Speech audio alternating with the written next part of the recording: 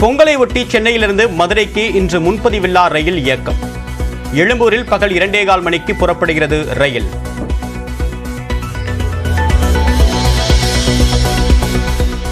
சென்னை எழும்பூரிலிருந்து திருவனந்தபுரம் கொச்சுவேலிக்கு இன்று இரவு 11:45 மணிக்கு சிறப்பு ரயில். மதுரை நெல்லை வழியாக இயக்கப்பட உள்ளதாக ரயிலுக்கு முன்பாக நடைபெறக்கூடிய முன்பதிவு தொடக்கம்.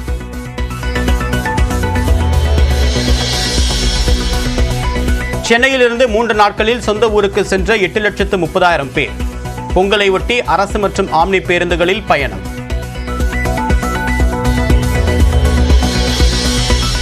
திண்டுக்கல்லில் மல்லிகைப்பூ விலை கிலோ 3,500 ரூபாயாக உயர்வு.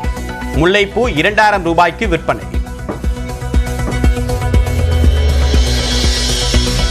வாரத்தின் முதல் நாளிலேயே சரிவுடன் தொடங்கிய இந்திய பங்குச் சந்தைகள். மும்பை பங்குச்சந்தை குறியீட்டு எண் சென்செக்ஸ் சுமார் 700 புள்ளிகளும், நிப்டி 200 புள்ளிகள் வரையிலும் சரிவு. சென்னையில் ஆபரண தங்கத்தின் விலை ஒரே நாளில் சவரனுக்கு 200 ரூபாய் உயர்வு. ஒரு சவரன் தங்கம் 58,720 ரூபாய்க்கு விற்பனை.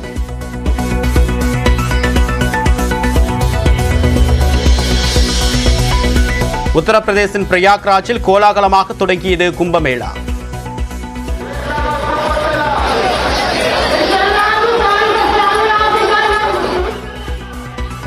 முதல் நாளில் பல லட்சம் பக்தர்கள் புனித நீராடல்.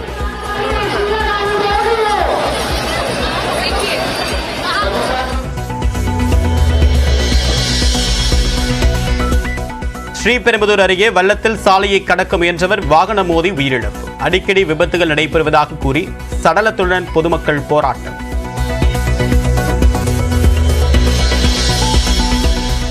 திருவள்ளூர் மாவட்டத்தின் பல்வேறு பகுதிகளிலும் பரவலாக மழை. குளிர்ச்சியான சூழல் நிலவுவதால் மக்கள் மகிழ்ச்சி.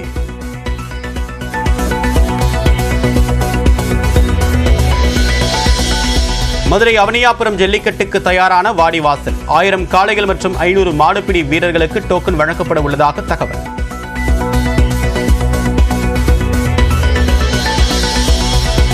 தமிழ்நாடு முழுவதுமாக போகி பண்டிகை உற்சாக கொண்டாட்டம். பழைய பொருட்களை எரித்ததால் பனிமூட்டத்துடன் புகை மூட்டமும் சேர்ந்து கொண்டது.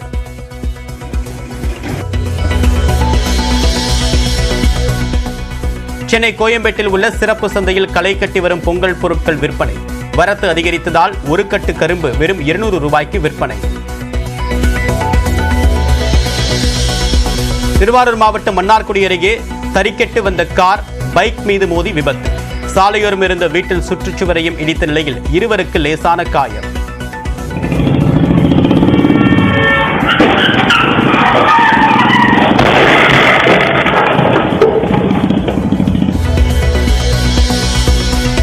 புதுச்சேரி ஜிப்மர் மருத்துவமனையில் அனுமதிக்கப்பட்ட 5 வயது சிறுமிக்கு HMPV தொற்று உறுதியானது.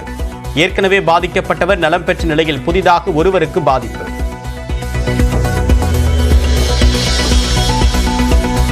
பொங்கல் பண்டிகை ஒட்டி சென்னையில் நம்ம ஊர் திருவிழா கலை நிகழ்ச்சிகள் இன்று தொடக்கம்.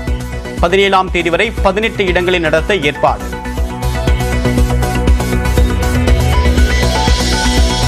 தமிழ்நாட்டின் பல்வேறு சிவாலயங்களில் ஆருத்ரா தரிசன வழிபாடு.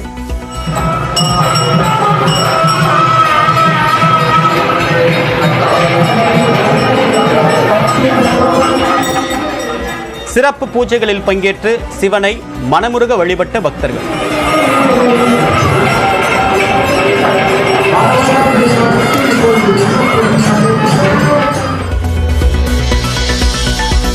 சபரிமலை ஐயப்பன் கோவிலில் நாளை மகரவிளக்கு பூஜை. ஸ்பாட் புக்கிங்கில் இன்று 1000 பேருக்கு மட்டுமே அனுமதி. பொங்கல் பண்டிகையை ஒட்டி திண்டுக்கல் மலர் சந்தையில் மல்லிகைப்பூ விலை கிலோ 3,500 ரூபாயாக உயர்ந்துள்ளது. கூடுதல் தகவலுடன் நம்முடைய செய்தியாளர் சங்கர் விவரம் என்ன? தேவப்பிரின் தற்பொழுது பாத்தீங்கன்னா திண்டுக்கல் மாவட்டத்தில் மாநகராட்சிக்கு சொந்தமான மலர் சந்தையானது செயல்பட்டு வருகிறது. இந்த மலர் சந்தையில் திண்டுக்கல் மாவட்டத்தை சுற்றி உள்ள ஆத்தூர், நிலக்கோட்டை, சின்னாலப்பட்டி, நரசிங்கபுரம், வெள்ளோடு உள்ளிட்ட பல பகுதிகளில் பூக்களை விவசாயிகள் விவசாயம் செய்து வருகின்றனர். இங்கு விளையக்கூடிய பூக்களை வந்து தினசரி இந்த பூச்சந்தையில் விற்பனை செய்யப்படுவார். இங்கு வரக்கூடிய பூக்களை வந்து தஞ்சை, சென்னை, தாராபுரம், கோவை, திருப்பூர், மணப்பாறை உள்ளிட்ட தமிழகத்தின் பல்வேறு மாவட்டங்கள் மட்டுமின்றி கேரளா போன்ற வெளி மாநிலங்களுக்கும் இந்த பூக்களை வந்து வியாபாரிகள் வந்து தினசரி வாங்கி செல்வர். தற்பொழுது திண்டுக்கல் மாவட்டத்தில் தொடர் மழை மற்றும் பனி பொழிவு காரணமாக இந்த பொங்கல் திருநாளுக்கு 70 டன் பூக்கள் வந்து வருகை தரக்கூடிய இடத்தில் வெறும் 45 டன் பூக்களை வருகை தந்துள்ளது. இதனால் தேவைகள் அதிகரித்து காணப்படுவதால் இந்த மலர் சந்தையில் இன்னைக்கு 1 கிலோ மல்லிகை பூவானது 3500 ரூபாய்க்கும், முல்லை பூவானது 2000 ரூபாய்க்கும், ஜாதிப்பூ 1300 ரூபாய்க்கும், முல்லைப்பூ 2000 ரூபாய்க்கும், காக்கரட்டான் 1600 ரூபாய்க்கும், சம்மங்கி பூ 350 ரூபாய்க்கும், 30 ரூபாய் முதல் 40 ரூபாய்க்கு விற்பனையான சாமந்தி பூங்கிறது 120 ரூபாய். அதாவது மலர் சந்தையில் பூக்களின் வரத்துகள் குறைந்து காணப்பட்டு பொங்கல் திருநாளுக்கு பூக்களின் தேவைகள் அதிகரித்து காணப்படுவதால் பூக்களின் விலைகள் அனைத்துமே கூடுதலாக விற்பனை செய்யப்பட்டு வருகிறது. இந்த பூக்களின் விலை அதிகம், பூக்கள் வரத்து குறைந்து காணப்பட்டாலும் விலைகள் அதிகரித்து விற்பனை செய்யப்பட்டு வருவதால் இந்த விவசாயிகளும் வியாபாரிகளும் மகிழ்ச்சி அடைந்துள்ளனர். தேவப்பிரியன், தகவலுக்கு நன்றி சங்கர். உத்தரப்பிரதேச மாநிலம் பிரயாக்ராஜில் 12 ஆண்டுகளுக்கு ஒருமுறை நடைபெறக்கூடிய மகா கும்பமேளா நிகழ்ச்சி கோலாகலமாக இன்று தொடங்குகிறது.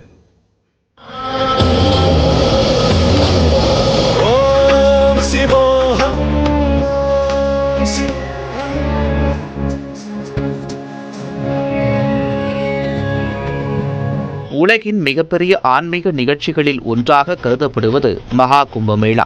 உத்தரப்பிரதேச மாநிலம் பிரயாக்ராஜில் 12 ஆண்டுகளுக்கு ஒருமுறை நடைபெறும் நிகழ்ச்சி இன்று தொடங்குகிறது. இதில் பங்கேற்க உலகம் முழுவதில் இருந்தும் லட்சக்கணக்கான பக்தர்கள் பிரயாக்ராஜ் நோக்கி படையெடுத்து வருகின்றனர். குறிப்பாக சாதுக்களும் துறவிகளும் அகோரிகளும் வண்ணப்பொடிகளை தூவிக்கொண்டு கழுத்தில் மண்டையோடு மாலையுடன் மந்திரங்கள் முழங்க தெருக்களில் உலா வந்தனர்.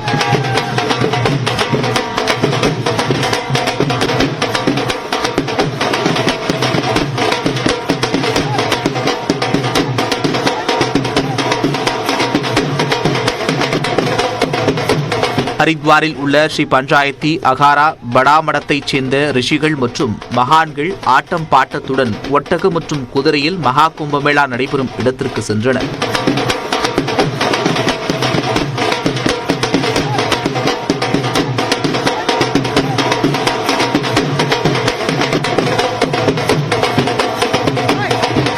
இந்நிலையில் ஆப்பிள் நிறுவனத்தின் இணை நிறுவனரான மறைந்த ஸ்டீவ் ஜாப்ஸின் மனைவி லாரன் பாவெல் மகா கும்பமேளாவில் பங்கேற்க இந்தியா வந்துள்ளார்.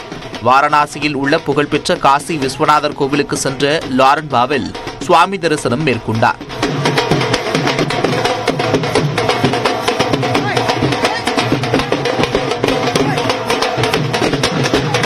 இன்று கோலாகலமாக தொடங்கும் கும்பமேளா நிகழ்ச்சியிலும் லாரன் பாவெல் பங்கேற்க உள்ளார். இந்நிலையில் கும்பமேளாவில் கலந்து கொள்ள செல்லும் பக்தர்களுக்காக தற்காலிக குடில்களை அம்மாநில அரசு அமைத்துள்ளது. மேலும் சிறப்பு ரயில்களும் இயக்கப்படுகின்றன. பெண்கள் மற்றும் குழந்தைகளுக்கு தனி சிற்றுண்டி, பக்தர்களின் வசதிக்காக பல்வேறு இடங்களில் மருத்துவ உதவி மையங்களும் அமைக்கப்பட்டுள்ளன. கங்கை, யமுனை மற்றும் கண்களுக்கு புலப்படாத சரஸ்வதி ஆகிய 3 நதிகளும் சங்கமிக்கும் இடத்தில் புனித நீராடுதல் மற்றும் தானம் செய்வது இந்த நிகழ்ச்சியின் புகழ்பெற்றதாகும். மேலும் மகா கும்பத்தின் போது ராஜஸ்தானம் செய்வதன் மூலம் புண்ணியம் கிடைப்பதுடன் மோட்சம் கிட்டும் என்ற நம்பிக்கையும் பக்தர்களிடம் நிலவுகிறது. இன்று தொடங்கும் மகா கும்பமேளா பிப்ரவரி 26ஆம் தேதி வரை 45 நாட்கள் நடைபெற இருக்கும் நிலையில் உத்தரப்பிரதேச மாநிலமே விழாக்கோலம் பூண்டுள்ளது. தருமபுரியில் பள்ளி மாணவிகளை கழிவறையை சுத்தம் செய்ய வைத்த விவகாரத்தில் அரசு பள்ளி தலைமை ஆசிரியை தற்காலிக பணியிடை நீக்கம் செய்யப்பட்டுள்ளார். பள்ளி குழந்தைகளின் கைகளில் புத்தகத்தை கொடுக்க வேண்டிய தலைமை ஆசிரியர் துடைப்பத்தை கொடுத்தது ஏன்?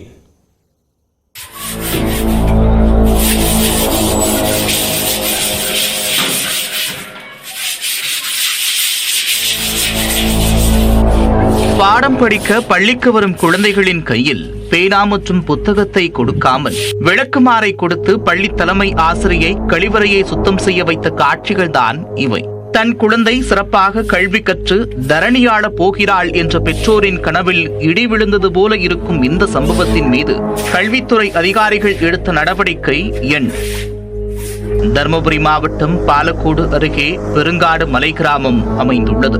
இந்த பகுதியில் 150 குடும்பங்களைச் சேர்ந்த 500க்கும் மேற்பட்ட பழங்குடியின மக்கள் வசித்து வருகின்றனர். இந்த கிராமத்தில் செயல்பட்டு வரும் ஊராட்சி ஒன்றிய நடுநிலைப் பள்ளியில் 150 மாணவ மாணவிகள் 10ஆம் வகுப்பு முதல் 8ஆம் வகுப்பு வரை படித்து வருகின்றனர். பள்ளியில் தலைமை ஆசிரியராக கலைவாணி என்பவரும் அவருடன் 5 ஆசிரியர்களும் பணிபுரிந்து வருகின்றனர். இந்த பள்ளியில்தான் கழிவறையை சுத்தம் செய்ய பெண் குழந்தைகளை ஈடுபட வைத்த சம்பவம் அரங்கேறியுள்ளது. பள்ளி வளாகத்தில் அமைந்துள்ள கழிவறையை சுத்தம் செய்வது, கழிவறைக்கு தண்ணீர் நிரப்புவது, பள்ளியை தூய்மைப்படுத்துவது உள்ளிட்ட பணிகளை செய்ய 5ஆம் வகுப்பு படிக்கும் 3 மாணவிகளை தலைமை ஆசிரியை நியமித்ததாக கூறப்படுகிறது. மாணவிகளும் வேறு வழியின்றி தலைமை ஆசிரியையின் உத்தரவுக்கு கீழ்ப்படிந்து கையில் விளக்கு மாற்றை எடுத்து சென்று கழிவறையை சுத்தம் செய்துள்ளனர். இதுகுறித்து மன உளைச்சலில் இருந்த மாணவிகள் தங்கள் பெற்றோரிடம் கூறியுள்ளனர்.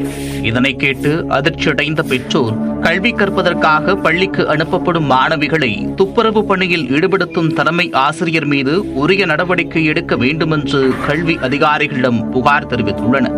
மேலும் ஆசிரியர்கள் முறையாக பாடம் நடத்துவதை உறுதி செய்ய வேண்டும் என்றும் அவர்கள் வலியுறுத்தியுள்ளனர்.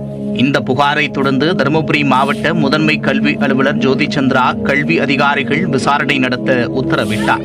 அதன் பேரில் வெள்ளிக்கிழமை பெருங்காடு அரசு நடுநிலைப் பள்ளிக்கு தருமபுரி கல்வி மாவட்ட அலுவலர் தென்றல் நேரில் சென்று மாணவிகளிடம் விசாரணை நடத்தினார்.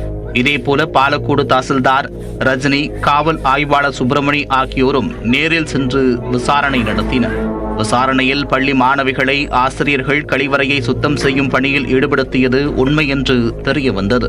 இது தொடர்பாக பள்ளி ஆசிரியை மற்றும் மாணவிகளிடமும் விசாரணை நடத்தினர். விசாரணைக்கு பிறகு பள்ளி தலைமை ஆசிரியை கலைவாணியை சஸ்பெண்ட் செய்து மாவட்ட கல்வி அலுவலர் தென்றல் உத்தரவிட்டார். இந்த சம்பவம் கல்வித்துறை வட்டாரத்தில் பெரும் பரபரப்பை ஏற்படுத்தியுள்ளது.